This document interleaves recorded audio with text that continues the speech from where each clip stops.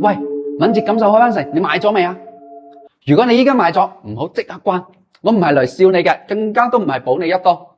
如果你依家仲未買，或者你身邊有人準備買，拜託你坐低慢慢聽，因為我依家講嘅唔單止係某一個樓盤，而係一整類人點樣一步一步用一生嘅積蓄跳入一個早已寫好結局嘅局。老實講啦，敏捷感受開灣城呢個盤咧，我本身咧就唔想再講噶啦，唔係因為我懶，而係因為 YouTube 已經有一堆人已經講過。避雷盤、勸退盤、血淚史，咩嘅都有。但問題就係講極都有人中伏嘅，一個永遠賣唔晒，連中山本地人聽到都恥笑嘅，全行都心照不宣嘅韭菜盤。點解年年都有新嘅受害者？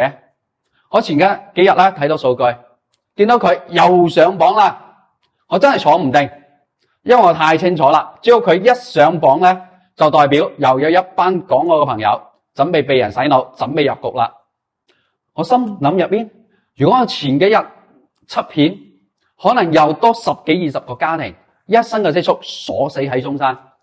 所以算啦，得罪人都好，我再講一次，我先講清楚我嘅立場。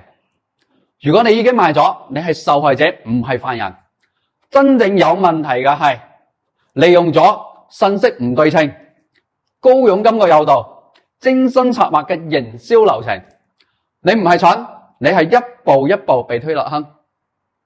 而我今日就要講到拆解到連一個坑位點樣挖嘅，你都睇到清清楚楚。你有冇發現最近特別癲啊？廣告多咗，睇樓田密咗，港澳專車排晒長路，中介突然間勸晒殷勤。唔好以為係巧合，一句講晒，發展商等錢使，年尾回款現金壓力大，動作一定大，食相難睇係噶。但我依家都會講翻個公道說話，佢前排咧廣州拍咗幾幅地，梗係要快速回血啦。而感受開灣城咧，就變成咗嗰隻最識擠奶嗰隻牛。記住呢句話，後面會更加明嘅。好多人問我點解中山本地人唔買，我答得好簡單，因為佢哋識。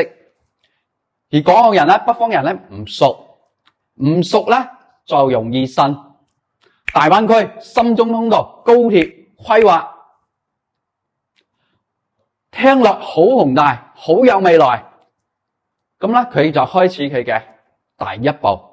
大家可以睇啲規劃圖，從上面可以睇到，鄰近珠海、澳門，對面咧就係深圳同埋香港。目前咧已經有2條橋已經通車噶啦，一條係港珠澳大橋，一條係深中通道，中間嗰條咧就係規劃中嘅深珠通道。項目承接咗廣東3大自貿區嘅交叉點，到底邊3個呢？包括咗前海新區、橫琴新區、南沙新區。咁佢就開始佢嘅第2步。家門口有18號線地鐵，廣州地鐵18號線南園線咧係有3個分支嘅，一係往東延伸接入深圳嘅機場，以深大城軌互聯互通；二係咧係經中山嘅翠亨新區去往珠海；三係經中山嘅市中心再去珠海。通過18號線從翠亨站出發咧，最快30分鐘到珠江新城，40分鐘到深圳，5分鐘到珠海。哇！你個腦海裏頭係咪記得前海、橫琴、灣區核心、深中推道往咩向東咧24公里就係深圳，向南500米咧就係珠海。老實講啦，呢套說辭殺傷力好大，尤其香港嘅街坊，你一聽到就會覺得好似用緊中山嘅價賣緊深圳、珠海咁。通過交通包裝真係好要命，仲有小區設有香港嘅巴士直通，唔使轉車一剔過。你諗下，對於經常返港或者屋企人喺香港嘅人嚟講咧，係咪好吸引？我唔否認呢一點咧，佢係有優勢嘅。但你要記住，規劃唔等於兌現。深中通道已經通車好耐啦，人口配套依然都係咁少，依然都係跟唔上。第三步，通過價錢嘅包裝，再加送。從錦繡海灣城出發，約24公里，直達深圳，在售嘅房價呢係約等於深圳嘅房價嘅1/10。從圖片睇到，深圳嘅房價係10萬蚊左右一方，而呢個項目呢41,500米呢就係珠海啦。而珠海嘅房價係相差咗100萬嘅價錢，即係相差一層樓。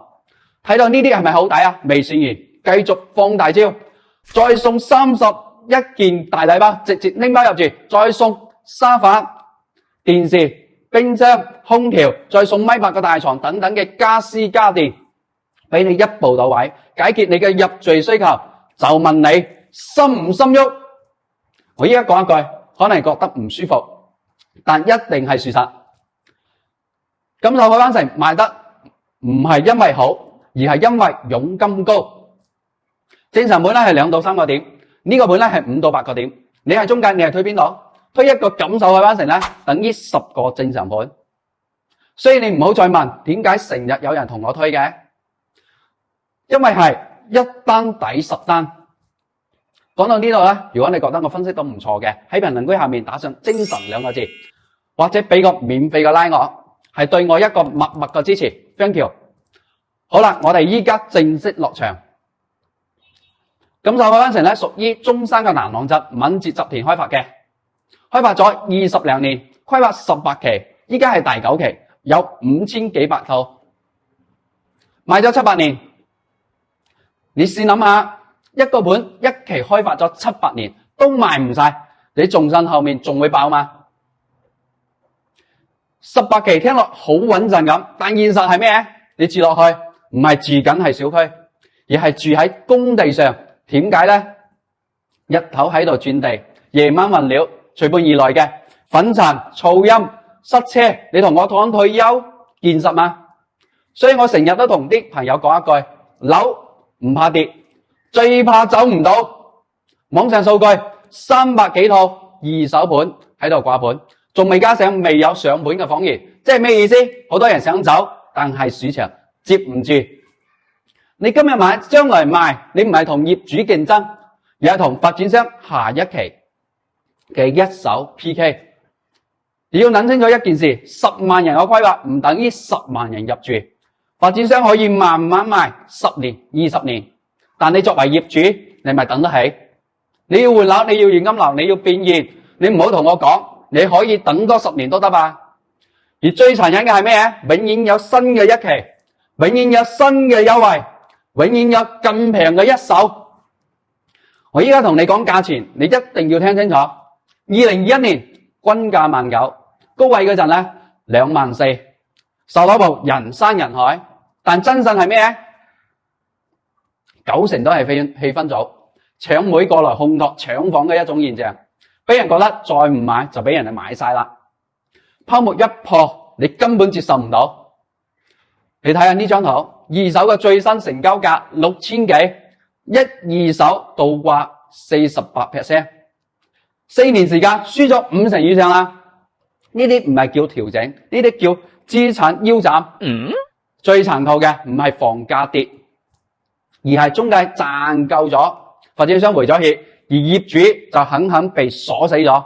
你想賣，前面有新嘅一期，你想換，價錢繼續壓，你想出租，需求低，根本冇人租，呢個先係最狠嘅。如果你二手想買，你只可以做一件事，自己用松露刀劈自己嘅價錢。好多人同我講，我唔投資，我養老啫。咁我問翻你幾個問題啦，夜晚食宵夜有冇？我唔揸車點出入？夜晚唔舒服邊度睇醫生？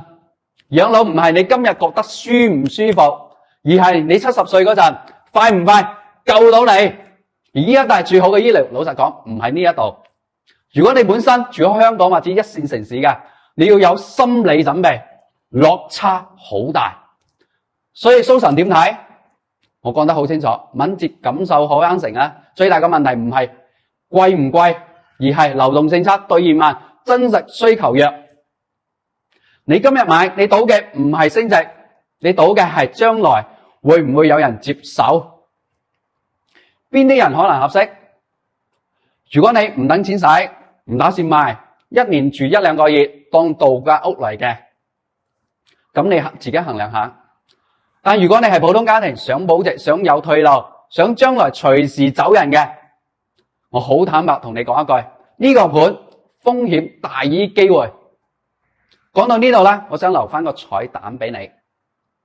金手海灣城唔係個案，而係模板遠郊超級大盤，開發周期20幾年，靠內來人口，靠規劃，靠高佣金。以後你見到齊晒嘅，咁你就要醒啦。你唔好再問平唔平，你要問嘅，如果我依家想走，有冇人接？好啦，講到呢度，我唔負責氹你開心，我只負責講真話。下一期我會用同樣嘅方式同大家拆解下華發觀山水，套路相同，邏輯基本上都係一樣。到時候你再聽，你會發現你已經識得自己判斷啦。記得 follow 我嘅 channel， 順便按埋個鐘仔。我係蘇神，買得慢，住得耐，退休好穩陣。